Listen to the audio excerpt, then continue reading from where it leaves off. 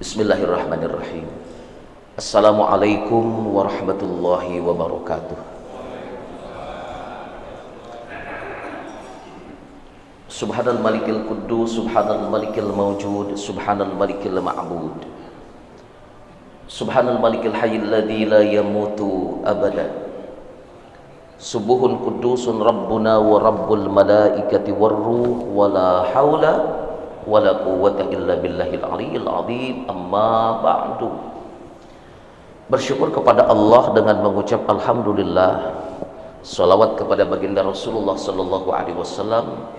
Berharap kita semua kelak mendapatkan syafaatul udma di yaumil qiyamah. Amin ya rabbal alamin. Bapak Ibu jamaah yang dimuliakan Allah Subhanahu wa taala, Bilal bin Rabah adalah seorang sahabat pada masa Rasulullah sallallahu alaihi wasallam, muadzin pada masa Rasul, yang Rasul katakan kelak suara terumpahnya akan terdengar nyaring di syurganya Allah. Satu ketika Bilal bin Rabah bersama sahabat-sahabat Rasul sallallahu alaihi wasallam berkumpul menyaksikan satu kompetisi lomba pacuan kuda. Ketika sedang asik nonton, tiba-tiba ada seorang sahabat yang lain yang datang bertanya kepada Bilal, "Wahai Bilal, menurut engkau siapa di antara mereka yang kelak akan menjadi winner? Siapa di antara mereka yang kelak bakal jadi pemenang?" Ini kalau pertanyaan yang sama ditanya kepada kita, pasti kita ngejawabnya nomor 1, nomor 2, nomor 3, begitu ya. Bilal saat itu berpikir sejenak, merenung sejenak, seraya menjawab, yang bakal jadi winner, jadi pemenang di antara mereka adalah orang-orang yang paling taqarruban ilallah, paling dekat kepada Allah Subhanahu wa ta'ala, paling dekat, paling merapat kepada Allah Subhanahu wa ta'ala. Satu jawaban yang singkat, padat, tetapi penuh dengan makna. Jawaban Bilal bin Rabah ini, Bapak Ibu, merangsang kita untuk berpikir, mengajak kita untuk berpikir, kalau apalah artinya kemenangan di dunia kalau tidak dibarengi dengan kedekatan diri kita kepada Allah Subhanahu wa ta'ala. Kisah Bilal bin Rabah ini memberikan gambaran kepada kita, kalau standar ukuran kemenangan seorang hamba di hadapan Allah Subhanahu wa ta'ala bukan dengan sejauh mana apa yang ia raih di dunia, bukan sebesar apa yang ia dapatkan di dunia, tapi standarnya adalah sejauh mana kedekatannya dengan Allah Subhanahu wa ta'ala. Para ulama pernah memberikan catatan kepada kita, Bapak Ibu, tentang alamat tentang ciri orang-orang yang dikatakan dekat dengan Allah dan ia sesungguhnya menjadi pemenang. Siapa dia? Pertama adalah orang-orang yang mampu memelihara, menjaga kualitas keimanan dan keislamannya. Satu, iman dijaga, Islam dipelihara. Keimanan, iman yang Allah tancapkan di dalam diri kita itu menjadi anugerah, Ibu Bapak. Sebelum kita terlahir ke alam dunia, kita enggak pernah minta dianugerahi iman kepada Allah, betul tidak? Enggak pernah, Pak. Tetapi iman adalah anugerah yang Allah tancapkan di dalam diri manusia pilihan Allah. Iman itu adalah satu anugerah di dalam diri orang-orang yang Allah kehendaki. Oleh karenanya keimanan itu menjadi hak prerogatif Allah, ditancapin di dalam diri kita nih. Bapak, ibu, saya, kita semua dianugerahi keimanan oleh Allah Subhanahu wa ta'ala, menjadi hak Allah Subhanahu wa ta'ala. Sesuatu yang harus dijaga, sesuatu yang patut kita syukuri. Kenikmatan yang paling utama di antara nikmat yang utama adalah nikmat iman wal Islam. Kenikmatan yang paling besar di antara nikmat yang besar yang Allah berikan kepada kita adalah nikmat iman dan Islam. Tapi terkadang ironis Bapak Ibu, ada orang yang seolah-olah ia enggak mau mensyukuri karunia keimanan yang Allah berikan kepadanya. Ia cenderung apatis atau masa bodoh dengan iman dan Islamnya. Padahal Nabi pernah katakan iman itu yazid wa yanqus, kadang naik kadang turun. Gak peduli itu orang, nggak peduli imannya naik atau turun, masa bodoh, apatis Bapak Ibu. Orang yang apatis, masa bodoh dengan kondisi keimanannya, pertanda orang-orang yang tidak bersyukur kepada Allah Subhanahu wa Ta'ala atas anugerah iman yang Allah berikan kepada dirinya. Padahal iman itu adalah sesuatu yang tak ternilai harganya. Iman itu adalah sesuatu yang gak bisa dijual beli. Di dalam diri manusia pilihan Allah, Allah tancap pintu. Orang-orang yang beriman adalah orang-orang yang ketika langkah kakinya mudah menuju rumah Allah untuk sholat berjamaah. Macam kayak gini. Cuma orang-orang yang beriman, Pak, yang memiliki ringan langkah kaki bisa sholat berjamaah. Cuma orang-orang yang imannya terjaga, Islamnya terpelihara, mau menyediakan khusus untuk sama-sama menunaikan kewajibannya di rumah Allah.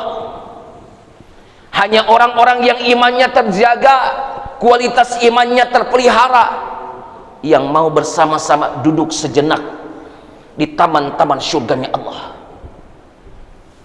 Orang yang lagi-lagi apatis, masa bodoh dengan keimanannya, tidak akan tertarik ketika kumandang adzan, as-salatu khairum minan naum, tarik selimut. As-salatu khairum minan naum, tarik selimut. Matanya seolah-olah semakin rapat dengan tipu daya setan.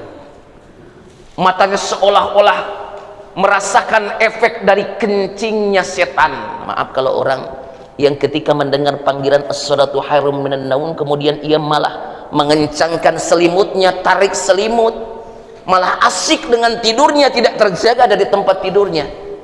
Ia mendapatkan efek luar biasa dari kencingnya setan, Pak, di matanya.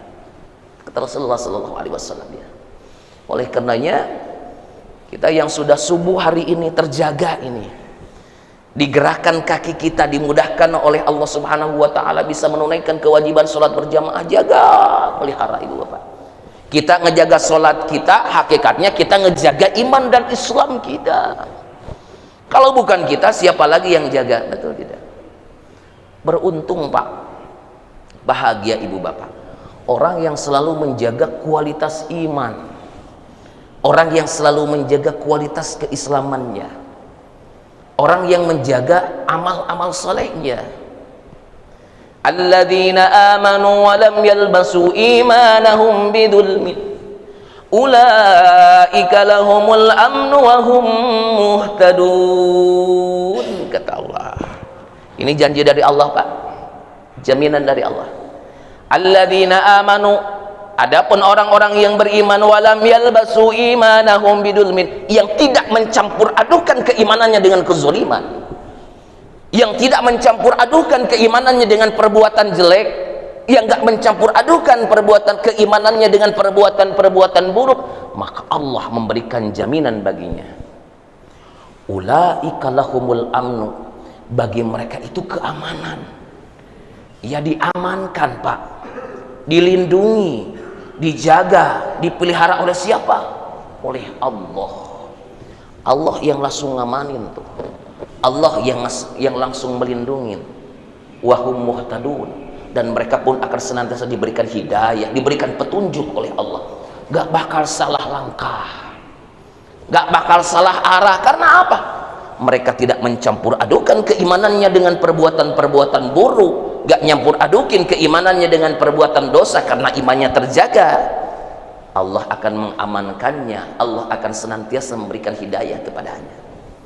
Karena jaga, Pak, ya, pelihara tuh. Jaga kualitas keimanan dan kualitas Islam kita.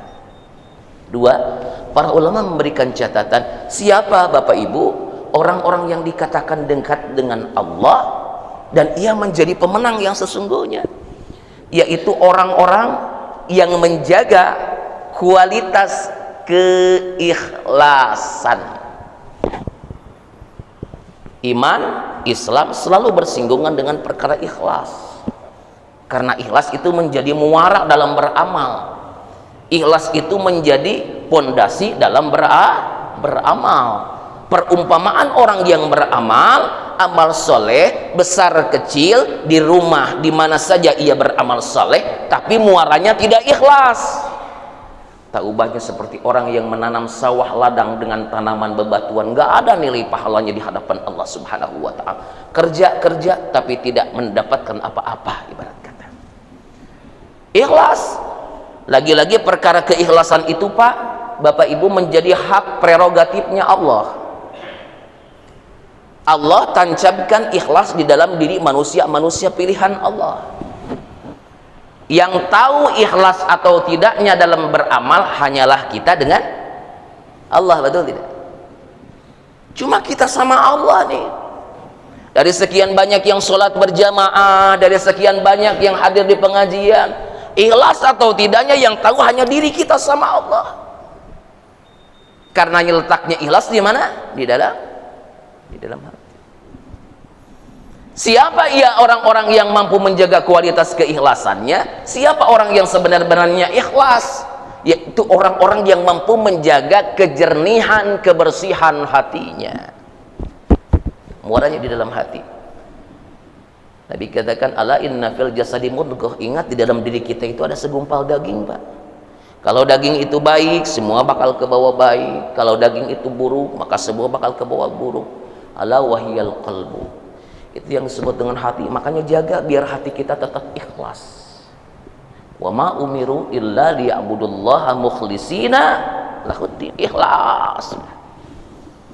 Ikhlas tanpa menuntut balas. Orang-orang yang di dalam hatinya ikhlas, Bapak Ibu, ketika ia beramal, ia nggak pernah memperhatikan siapa yang ada di depannya. Ada orang, nggak ada orang, ia nggak pernah pedulikan. Pokoknya ia beramal.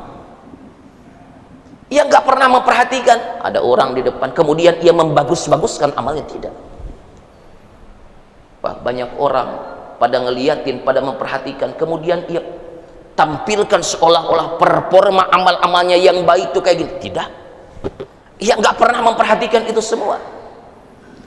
Yang ada di hadapannya, yang ada di benak dan pikiran serta hatinya adalah bagaimana ia menampilkan ibadah yang terbaik, mempersembahkan ibadah yang terbaik, niatnya sadu, mengharapkan keridhaan dari Allah.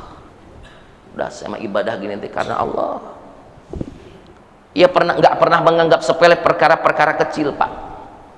Ada perkara yang nampaknya sederhana, kecil. Tempo hari sempat viral ketika ada anak muda di sekitaran masjid yang ketika ada orang datang ke masjid, siapa lagi rupanya namanya tuh Pak, Bapak Ibu, orang mau datang ke masjid, kemudian ia arahkan, ibu-ibu tempat wudunya ke sebelah kiri, bapak-bapak ke sebelah kanan, toilet ke sebelah kiri, ya Bapak Ibu, sempat viral ya. Orang yang mau pulang selesai sholat berjamaah, ia rapihkan, ia siapkan tuh sendalnya. Kira-kira itu perkara sederhana apa perkara berat, Pak? Sederhana, sangat sederhana, hadirin. Tapi orang-orang yang di dalam hatinya terjaga keikhlasannya, ia nggak pernah berpikir tentang perkara-perkara sederhana itu. Ia yakin perkara yang sederhana itu akan bernilai pahala besar di hadapan Allah, karena ia niatnya karena Allah. Begitu. Sederhana, tapi niatnya karena Allah pasti bernilai pahala besar di hadapan Allah Subhanahu wa ta'ala.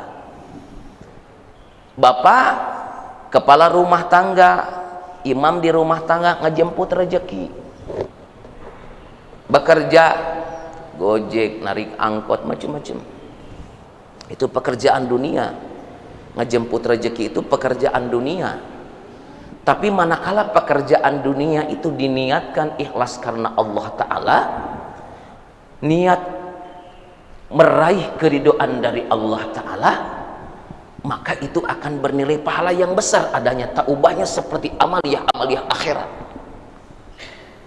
Banyak kekhawatiran dari junjungan kita Rasulullah Sallallahu Alaihi Wasallam, khawatir umatku satu saat ia melaksanakan amaliyah akhirat, tapi amaliyah akhiratnya nggak bernilai pahala akhirat, hanya sekedar bernilai dunia saja. Tapi banyak di antara umatku yang melaksanakan perkara-perkara dunia, tapi perkara dunia itu bernilai pahala akhirat. Muaranya apa? Ikhlas. Ikhlas tanpa pernah menuntut balas. Beda sama orang-orang munafik, Pak. Maaf. Beda sama orang-orang yang hatinya kotor, ibu-ibu, yang hatinya enggak bersih, hatinya enggak suci. Bagaimana orang-orang yang munafik yang hatinya enggak bersih, hatinya enggak bening, ya, hatinya enggak jernih? Dia berusaha menampilkan amal-amal terbaiknya untuk satu niat, pujian. Dia berusaha menampilkan amal-amal solehnya untuk satu niat apa? Sanjungan. Kalau orang munafik, ia melaksanakan amal soleh, kemudian nggak dipuji oleh orang lain, maka ia akan sedih. Aduh, di masjid saya udah ngeluarin, masukin kocek 100.000, tapi nggak ada yang muji saya ahli sedekah. Orang-orang munafik tuh sedih saat dia beramal soleh, tapi amal solehnya tidak dipuji.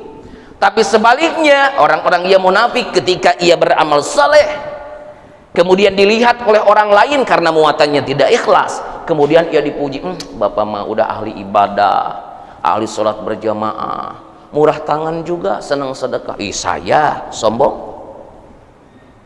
Apa muaranya? Tidak ikhlas. Oleh karenanya jaga bapak ibu, pelihara kualitas keikhlasan di dalam diri kita.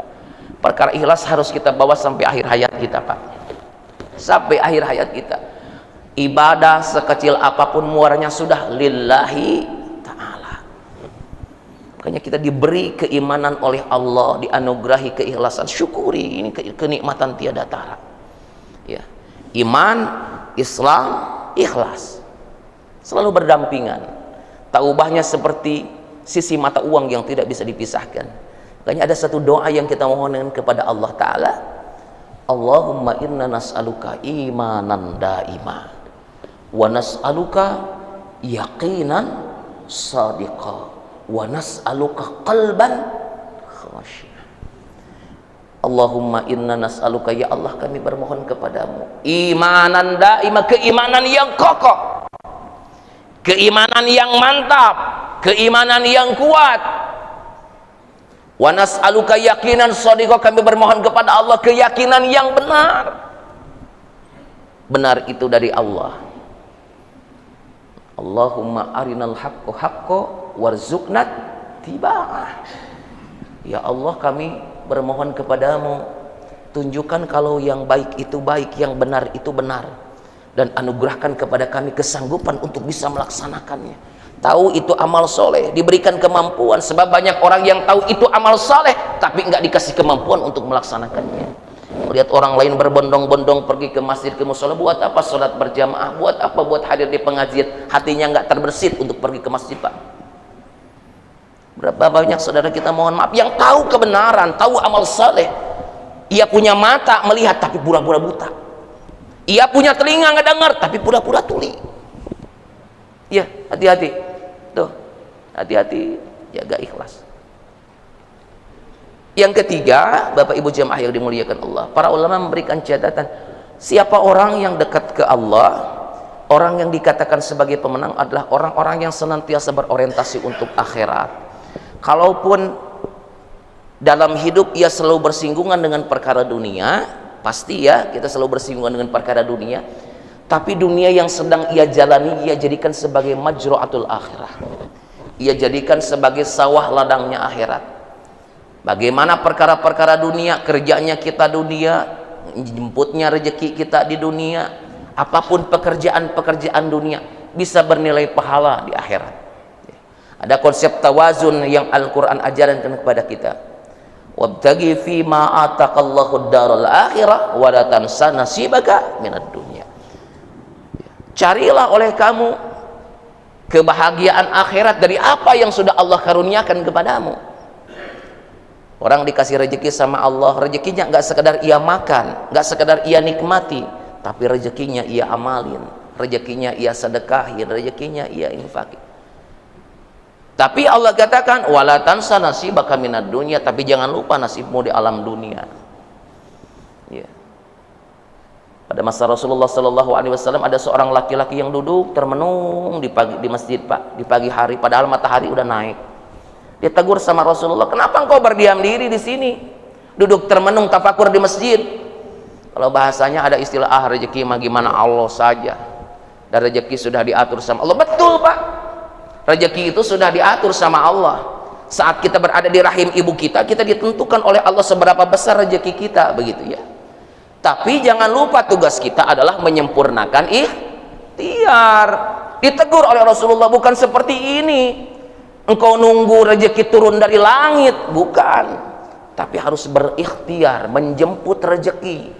Ditegur oleh Rasulullah itu laki-laki, engkau punya anak, engkau punya istri, engkau punya keluarga, selepas engkau ibadah maka bertebaran di muka bumi. Seperti halnya konsep ibadah Jumat ya Pak, kalau kita diperintahkan untuk ibadah Jumat maka segera penuhi panggilan Allah.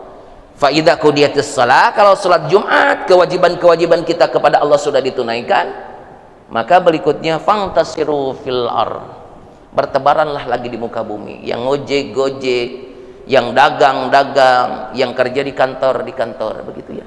Ketiga, berorientasi kepada akhirat. Ada konsep tawazun. Ke akhirat kita menuju, tapi kita jangan lupa dengan prestasi-prestasi duniawiyah kita. Mudah-mudahan Bapak, Ibu, saya, kita semua termasuk orang-orang yang dikatakan sebagai pemenang yang sesungguhnya. Terjaga iman kita, terjaga Islam kita, terjaga kualitas ikhlas kita, dan hidup kita berorientasi untuk akhirat. Amin ya rabbal alamin. Wallahu a'lam bissawab. Al-Fatihah.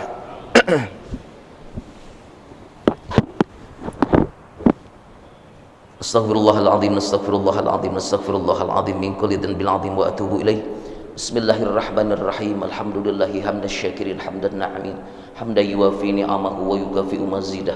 Ya Rabbana lakal hamdu wa lakal syukru kama yanbaghi li jalali wajhikal karim wa li 'azimi sultanik. Allahumma shalli ala sayyidina Muhammad wa ala ali sayyidina Muhammad. Allahumma inna nas'aluka ridhaka wal jannah wa na'udzu bika min sakhatika wan nar. Allahumma arinal haqqa haqqan warzuqna ittiba'ah wa arinal batila batila warzuqna ijtinabah. Allahumma ighfir lana dhunubana wa liwalidina warhamhum kama rabbawna shighara. Allahumma inna nas'aluka hubbaka wa hubba man yuhibbuka wa hubba amalin yuqarribuna ila hubbika. Allahumma ighfir li khati'ati wa jahli wa israfi fi amri wa ma anta a'lamu bihi minni. Allahumma ighfir li ma qaddamtu wa ma akhartu wa ma asrartu wa ma a'lantu. Antal muqaddim wa antal muakhir wa anta ala kulli syai'in qadir. Allahumma bika asbahna wa bika amsayna wa bika nahya wa bika namut wa ilaikal masir. Rabbana atmim lana nurana waghfir lana innaka ala kulli syai'in qadir.